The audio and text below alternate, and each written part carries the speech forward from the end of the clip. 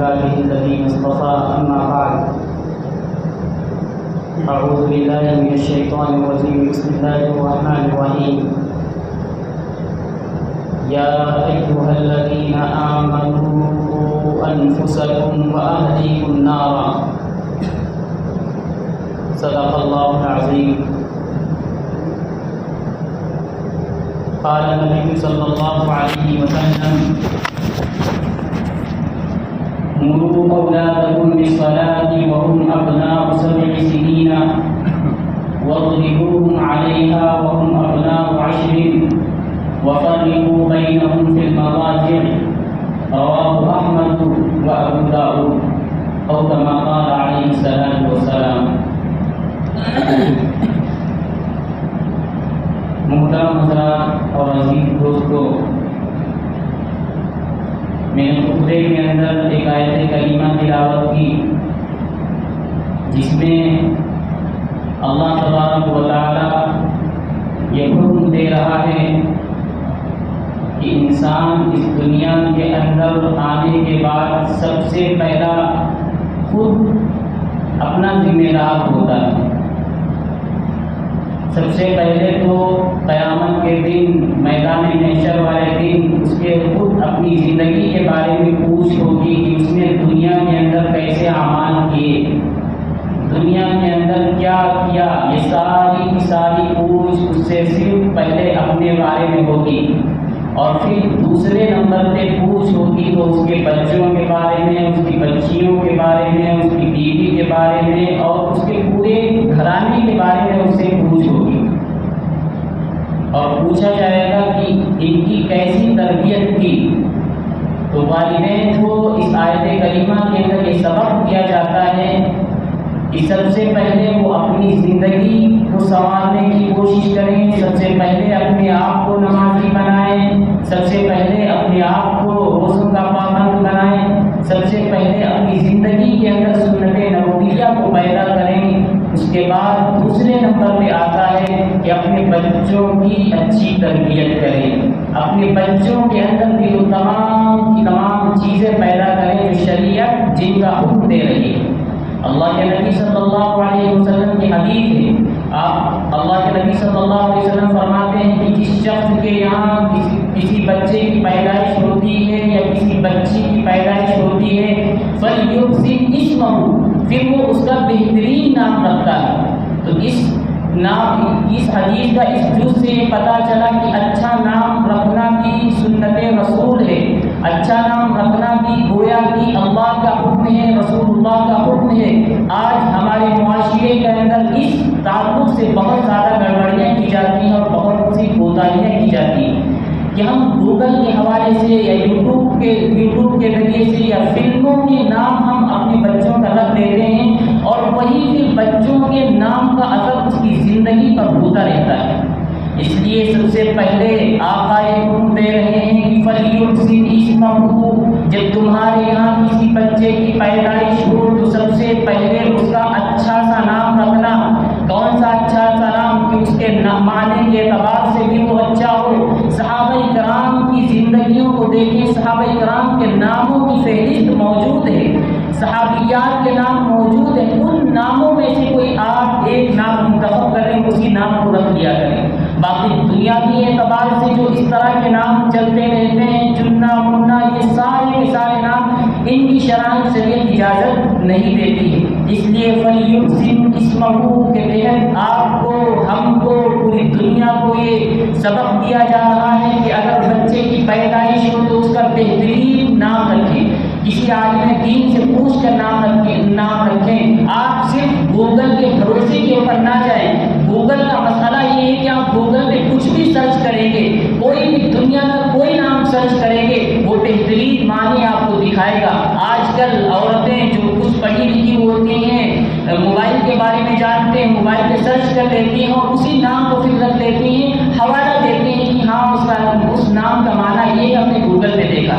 تو اس لیے گوگل کے سہارے میں ہماری زندگی نہیں گزر سکتی ہے. ہماری زندگی تو شریعت و سنت کے مطابق گزرے، اور اس کے لیے ضروری ہے کہ ہم علماء کے رابطے میں رہیں، حفاظ کے رابطے میں رہیں. جو پڑھا لکھا طبقہ ہے ہم ان سے پوچھ کر نام رکھا کریں.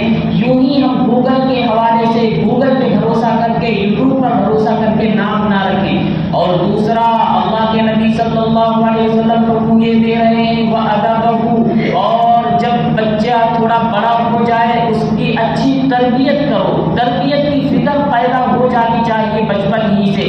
آج کل عام طور پر جو والدین ہوتے ہیں شروع سے تو توجہ نہیں دیتے ہیں، شروع سے وہ بچے کے اندر بری عادتیں جب پیدا ہو جاتی ہیں، اب جب بچہ بڑا ہو جاتا ہے اپنے والدین کا نافرمان ہو جاتا ہے، پھر یہ والدین مولانا کے پاس جاتے ہیں، مفتیوں کے پاس جاتے ہیں کہ مولانا صاحب میرا بچہ نافرمان ہو گیا ہے، میرا بچہ میری بات نہیں سنتا، آپ کوئی تعویذ بنا دیجئے، خوب یاد رکھیے غلطی آپ کی ہے، آپ نے شروع سے اس کے اوپر توجہ کیوں نہیں دی؟ جب آپ کو یہ شریعت حکم دے رہی، شریعت نے بتا دیا کہ جب بچے کی پیدائش ہو تو کس طرح آپ کو کس طرح کا نام رکھنا ہے، جب تھوڑا بڑا ہو جائے تو اس کی کس انداز میں تربیت کرنی ہے، ایک ایک بات کو شریعت نے واضح کر دیا ہے۔ بس غفلت ہماری ہے، کوتاہی ہماری ہے کہ ہمارا ذہن، ہمارا دماغ اس طرف جاتا ہی نہیں ہے کہ ہم اس بچے کی تربیت کی فکر کریں۔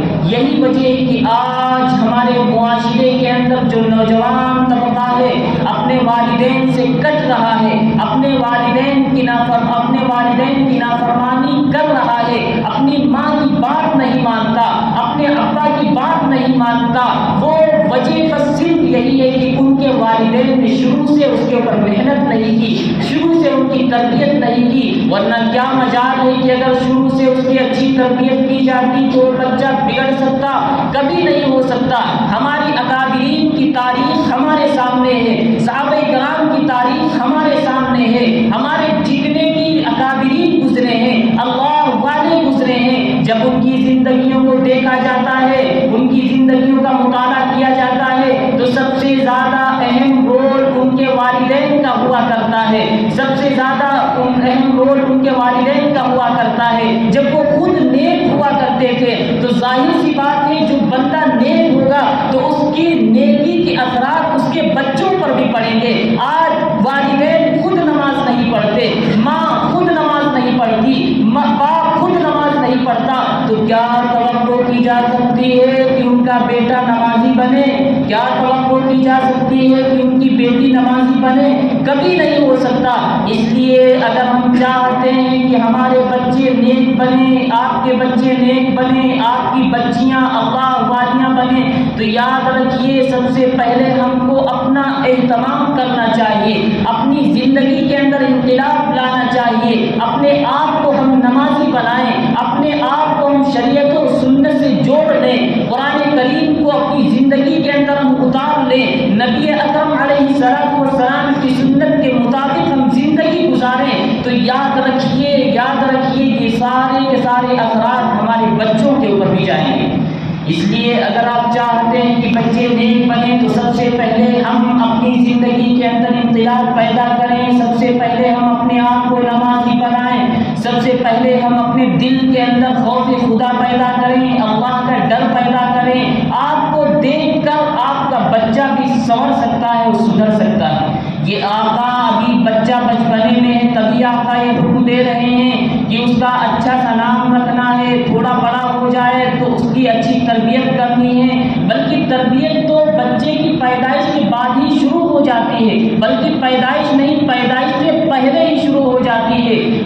ماں حمل سے ہوتی ہے، اسی وقت سے اگر وہ احتیاط کرنا شروع کر دے، اسی وقت سے وہ گناہوں سے باز رہنا شروع کر دے تو اس کے اثرات ابھی سے بچے کے اوپر پڑنا شروع ہو جاتے ہیں۔ لیکن آج ہماری ماؤں کا یہ حال ہے کہ وہ دودھ پلاتی ہیں تو موبائل چل رہا ہوتا، کھانا بنا رہی ہوتی ہیں موبائل چل رہا ہوتا، ان کی زبان کے اوپر قرآن کی تلاوت ہونی چاہیے تھی لیکن ان کی زبان کے اوپر گانوں کی آواز ہے، گانے گا رہی ہیں، تو بتائیں جب ایسی عورت ہے تو اس کی بیٹی اور اس کا بیٹا کہاں سے نہیں بن سکتا ہے؟ کبھی نہیں بن سکتا ہے۔ اس لیے ہم جتنے اکابرین کی تاریخ کو دیکھتے ہیں کہ وہ پوری دنیا کے اندر چمک رہے ہیں، بلکہ قیامت تک ان کا نام زندہ رہے گا۔ ان کے پیچھے دیکھا جاتا ہے تو ان کی والدہ اور ان کے والد کا بہت اہم کردار ہوتا ہے۔ اتنی اچھے انداز میں تربیت کی ہوتی ہے کہ ان کا بچہ خود اللہ والا بن جاتا ہے، ان کا بچہ خود اس کے دل کے اندر سنت نبوی سے محبت ہو جاتی ہے۔ اس لیے آقا یہ حکم دے رہے ہیں کہ اپنے بچوں کی اچھی تربیت کریں، تعلیم کی فکر کریں، ان کو قرآن پڑھائیں۔ کم از کم زیادہ نہیں پڑھا سکتے ہیں تو ان کو قرآن کا ناظرہ تو ضرور کروا دیں۔ جب ہمارا قرآن درست ہوگا تو ہماری نمازیں بھی درست ہوں گی، لیکن آج ہمارا قرآن نہیں درست ہے۔ یہی وجہ ہے کہ نمازوں کے اندر بھی جو چاشنی، جو روحانیت ہونی چاہیے کہ وہ نہیں ہو پا رہی۔ قرآن ہمارا درست نہیں، جب ہمارا درست نہیں، ہمارے بچوں کا کیسے درست ہو سکتا ہے؟ بچہ مدرسے تو بہت بعد میں جاتا ہے، اس سے بہت پہلے ہی اس کے مراحل شروع ہو جاتے ہیں۔ بچہ ماں کی گود، بچے کا گویا کہ پہلا مدرسہ ہوا کرتا ہے۔ اگر ماں اچھی تربیت کرے گی تو مدرسے میں بھی جائے گا، تب بھی وہ نیک اور صالح بچہ بن کر دکھائے گا۔ بڑا ہونے کے بعد اپنے والدین کا بھی فرما بردار بنے گا اور اللہ کا بھی فرما بردار بنے گا، ورنہ دونوں چیزیں ختم ہو جاتی ہیں اگر ان کی اچھی تربیت نہیں کی۔ دنیا کے اعتبار سے دیکھا جاتا ہے کہ ان اپنے ابا کو ستاتا ہے، اپنی اماں کو مارتا ہے، اور اخروی اعتبار سے دیکھا جاتا ہے کہ وہ اللہ کا نافرمان ہے، اور آخرت کے اندر کیا اس کو سزا دی جائے وہ سب آپ سنتے رہتے ہیں، پڑھتے رہتے ہیں۔ اس لیے آپ اپنے بچوں کی تربیت کی فکر کریں، لیکن وہ دوسرے نمبر پہ ہے، پہلے نمبر پہ آپ کو قرآن آپ کے بارے میں خود حکم دے رہا ہے۔ قُوا أَنفُسَكُمْ، سب سے پہلے اپنے آپ کو بچاؤ جہنم کی آگ سے، اس کے بعد دوسرے نمبر پہ اپنے بیوی بچوں کو بچاؤ۔ اس لیے مسلمانوں، ہم سب اپنے بچوں کی تربیت کی فکر کریں، اور اس کے بعد آقا فرمانا یہ چاہ رہے ہیں فَإِذَا بَلَغَ، پھر جب بچہ بالغ ہو جائے، بچی بالغ ہو جائے، فَلْيُزَوِّجْهُ، تو اس کی شادی کر دو۔ شادیوں کے اندر تاخیر نہ کرو۔ وجہ کیا ہے کہ اگر بچہ بالغ ہو گیا، بچی بالغ ہو گئی، اس سے کوئی گناہ سرزد ہو جاتا ہے، فَإِذَا أَصَابَ إِثْمًا، اس سے کوئی گناہ ہو جاتا ہے تو اس کا گناہ اس کے والدین پر ہوتا ہے۔ خوب یاد رکھیے، اس کا گناہ اس کے والدین پر ہوتا ہے۔ اس لیے اگر بچہ یا بچی بالغ ہے تو اس کی شادی کی فکر کریں، زیادہ رسم و رواج کے چکر میں نہ پڑیں۔ آج جو شادیوں کے اندر عام طور پر تاخیر ہوتی ہے، اس کی اصل اور سب سے بڑی وجہ یہی ہوتی ہے کہ آج رسم و رواج نے ان کو ایسا بنا دیا ہے کہ وہ بیچارے پریشان ہیں۔ لڑکی والے سسک رہے ہیں، رو رہے ہیں، ان کو کوئی اچھا لڑکا نہیں مل رہا ہے۔ یہ جہیز کے چکر میں بالکل برباد کر کے رکھ دیا ہے۔ اس جہیز نے ہم سب کی جو بچیوں کی شادیوں کے اندر تاخیر کی سب سے بڑی وجہ یہی جہیز بن جاتا ہے کہ جہیز نہیں، ہم کہاں اپنی بٹیا کی شادی کریں۔ رو رہے ہیں بیچارے، کوئی ان کی بٹیا کے ساتھ شادی کرنے کو تیار نہیں ہے۔ اس لیے مسلمانوں، ہم کیوں اپنے اوپر ظلم کر رہے ہیں؟ جب اللہ کے نبی نے، اللہ نے شادی کو اتنا آسان بنایا تھا تو ہم کیوں اس کو اپنے اوپر مشکل کر رہے ہیں؟ کیوں ہم مشکل میں اپنے آپ کو ڈال رہے ہیں؟ اس لیے مسلمانوں،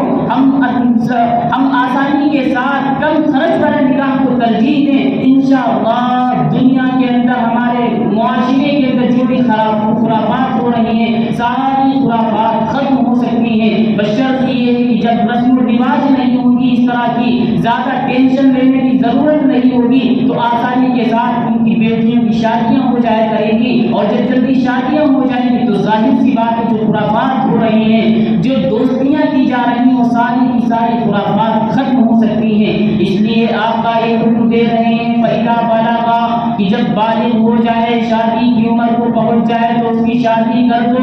اس لیے کہ اگر کوئی گناہ ہو گیا تو اس کا گناہ اس کے اوپر تو پڑے گا، لیکن اس سے زیادہ آپ کے اوپر بھی پڑے گا، کیونکہ آپ نے اس میں تاخیر کی۔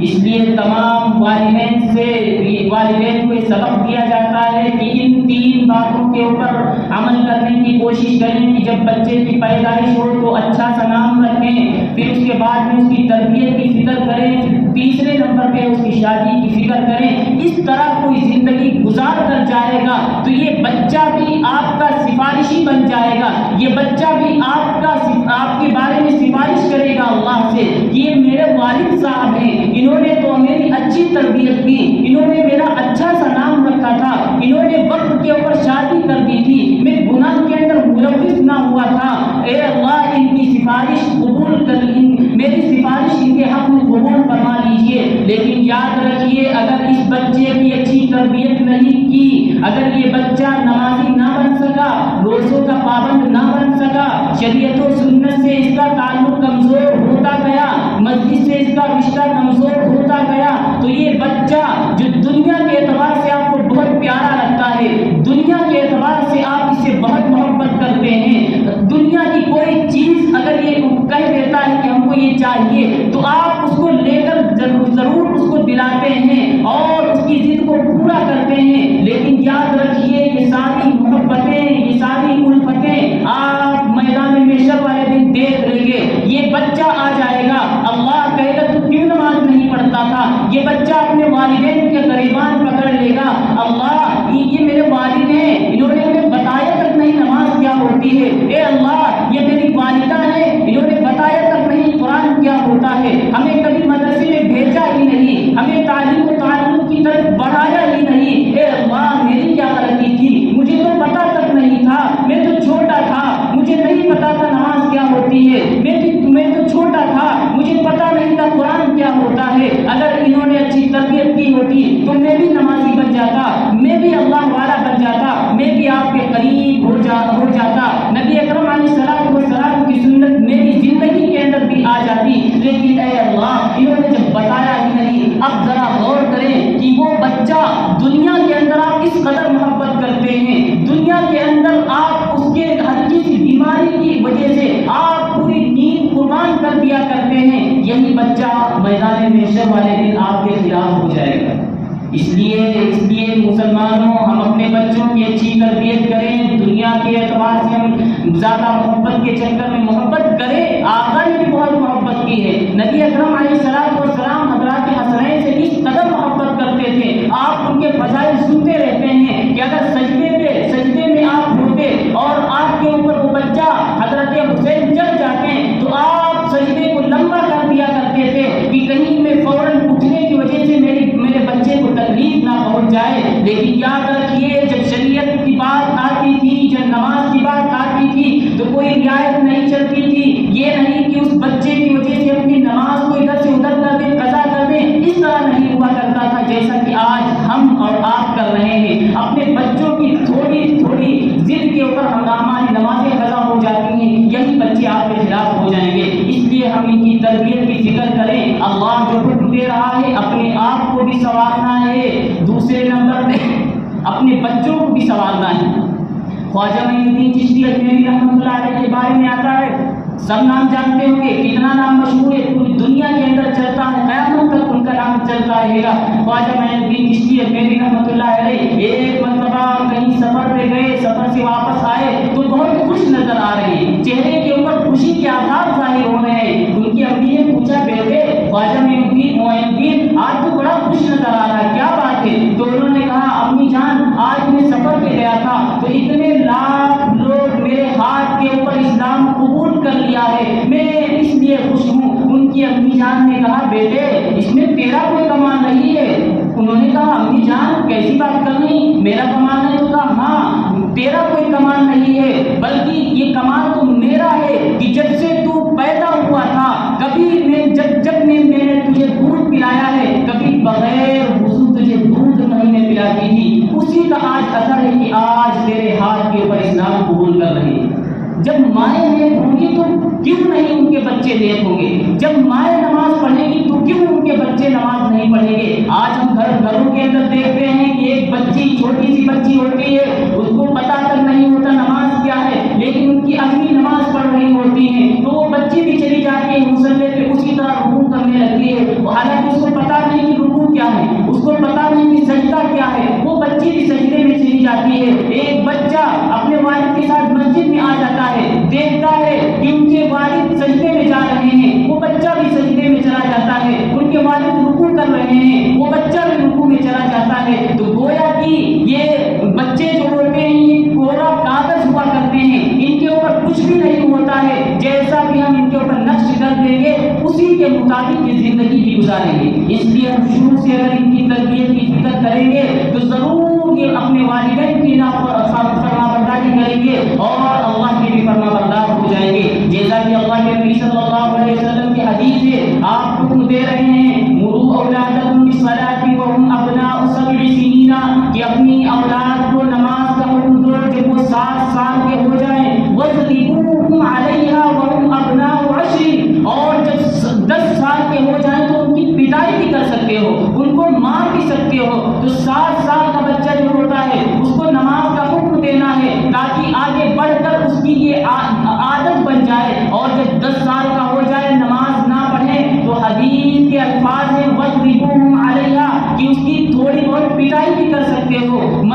نہیں آتا ہے آپ اس کو زبردستی مسجد کے اندر لانے کی کوشش کریں. والدہ جو بچیاں ہیں وہ نماز نہیں پڑھتی ہیں تو ان کی والدہ پیٹ بھی سکتی ہیں, ہلکا پھلکا مار بھی سکتی ہیں. یہ شریعت حکم دے رہی, ہم کیوں اس کو پسے پشت ڈال رہے ہیں؟ جب شریعت کو کوئی قوم پسے پشت ڈال دیتی ہے کبھی بھی وہ کامیاب نہیں ہو سکتی ہے. یہی وجہ ہے کہ آج ہمارے جو بچے اور بچیاں نافرمان ہیں, ارتداد کا زمانہ چل رہا ہے, نہ جانے کتنی بچیاں مرتد ہو رہی ہیں, غیروں کے ہاتھ میں چلی جا رہی ہیں, مندروں میں جا کے نکاح کر رہی ہیں. وجہ کیا ہے؟ ان کی شروع سے اچھی تربیت نہیں کی گئی, ان کو بتایا نہیں گیا کہ ارتداد کا مسئلہ کیا ہوتا ہے. کوئی اسلام کو چھوڑ کر غیر کے مذہب کو قبول کر لیتا ہے, اللہ کے وہاں کتنا بڑا عذاب ہوگا اس کو یہ سنایا نہیں گیا, اس کو یہ بتایا نہیں گیا. یہی وجہ ہے کہ آج نہ جانے کتنی نوجوان بچیاں ارتداد کا شکار ہو چکی ہیں, غیروں کا مذہب قبول کر رہی ہیں, اسلام کی نفرت ان کے دلوں کے اندر بیٹھ رہی ہے.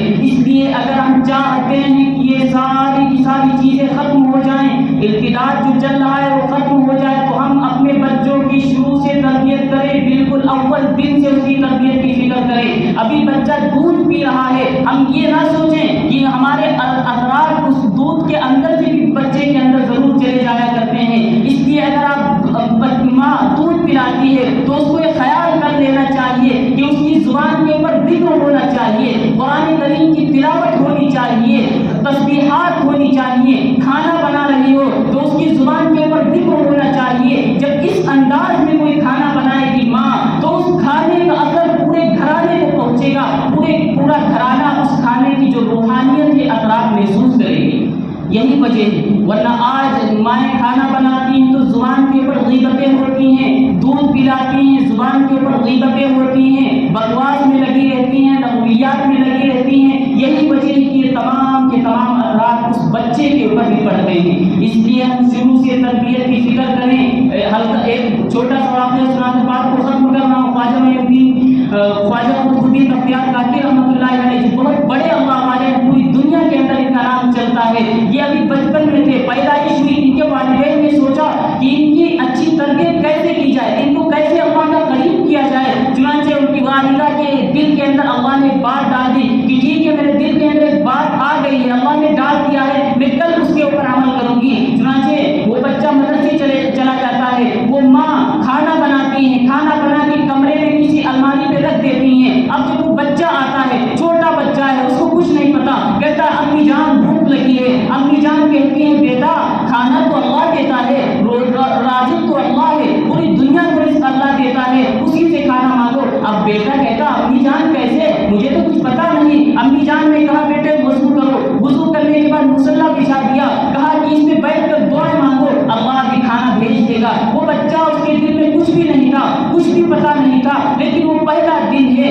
ماں اس انداز میں تربیت کر رہی ہے. بیٹا مانتا ہے اللہ میں مدرسے سے آ گیا, میں اسکول سے آ گیا, مجھے کھانا دے دیجیے. اب جب دعا سے فارغ ہوا, کہا امی جان ابھی کھانا آیا نہیں. امی نے کہا بیٹے اب کمرے کے اندر تلاش کرو, کہیں کھانا اللہ نے بھیج دیا ہوگا. اب جب وہ تلاش کرتا ہے, دیکھتا ہے کہ ایک الماری کے اوپر کھانا رکھا ہوا ہے, کھانا کھا لیتا ہے. اب دھیرے دھیرے اس کا یقین بڑھنے لگتا ہے, دھیرے دھیرے اللہ کے بارے میں معلومات کرنے لگتا ہے کہ ہاں اللہ پوری دنیا کو رزق دیتا ہے. اب رات میں جب امی کے پاس سوتا ہے, امی سے پوچھتا ہے اللہ کے بارے میں, اللہ کی ذات و صفات کے بارے میں پوچھتا ہے. اللہ اتنا بڑا ہے, پوری دنیا کو رزق دیتا ہے, اس کے پاس رزق میں کمی نہیں آتی. اللہ اس کی ماں کی یہی چاہت رہتی کہ اس کے دل کے اندر یقین پیدا ہو, اللہ کی محبت پیدا ہو. دھیرے دھیرے محبت پیدا ہونی شروع ہو جاتی ہے, روز کا معمول ہو جاتا ہے. اس کی ماں کھانا پہلے سے بنا کر رکھ دیتی ہیں. بیٹا مدرسے سے آتا ہے, دعا مانگتا ہے, دعا مانگنے کے بعد تلاش کرتا ہے, کھانا نہیں مل جاتا ہے.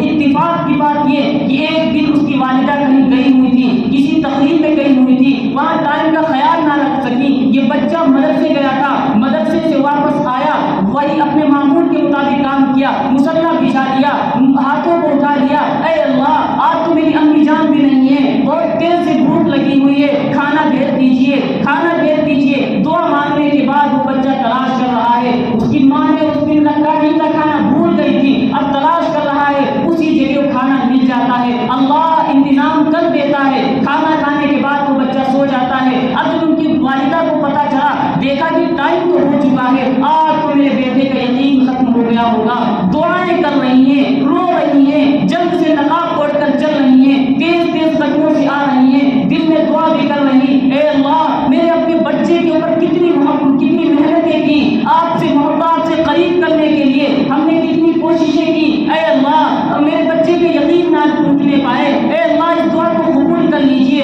دوڑ رہی ہیں، دل میں دعائیں بھی کر رہی ہیں، خوب زیادہ رو رہی ہیں۔ وہ جب گھر پہنچتی ہیں دیکھا کہ بیٹا تو سویا ہوا ہے، جلد سے کھانا تیار کر کے اس جگہ رکھ دیتی ہیں اور رو رہی ہیں کہ آج تو میرے بیٹے کا یقین تو ٹوٹ گیا ہوگا، آج تو میرے بچے کا آج تو میرا بچہ بہت بھوکا اور پیاسا ہوگا۔ بچے کو جگاتی ہیں، اپنے سینے سے لگاتی ہیں، بیٹے آج تو تجھے بہت بھی بھوک لگی ہوئی ہوگی۔ وہ بیٹا بہت حشاش بشاش ہے، ہنس رہا ہے، امی جان ایسا تو نہیں ہے، آج تو میرا جو معمول تھا، میں مدرسے سے آیا، مصلی بچھایا، دعائیں مانگنے لگا، اے اللہ میں آج تو میری امی جان بھی نہیں ہے، آج کھانا بھیج دیجئے، کھانا مل جاتا ہے، میں تو کھا گیا، لیکن امی جان ایک اہم بات یہ ہے کہ آج کے کھانے کے اندر جو مزہ تھا وہ جتنے دن سے میں کھانا کھا رہا تھا اس طریقے سے، اس کھانے کے اندر اتنا مزہ نہیں آیا جتنا کہ آج کے کھانے کے اندر مزہ آیا ہے۔ وہ اس کی ماں سجدے میں چلی جاتی ہیں، اللہ کا شکر ادا کرتی ہیں، اے اللہ تو نے میرے بیٹے کے یقین کو بچا لیا،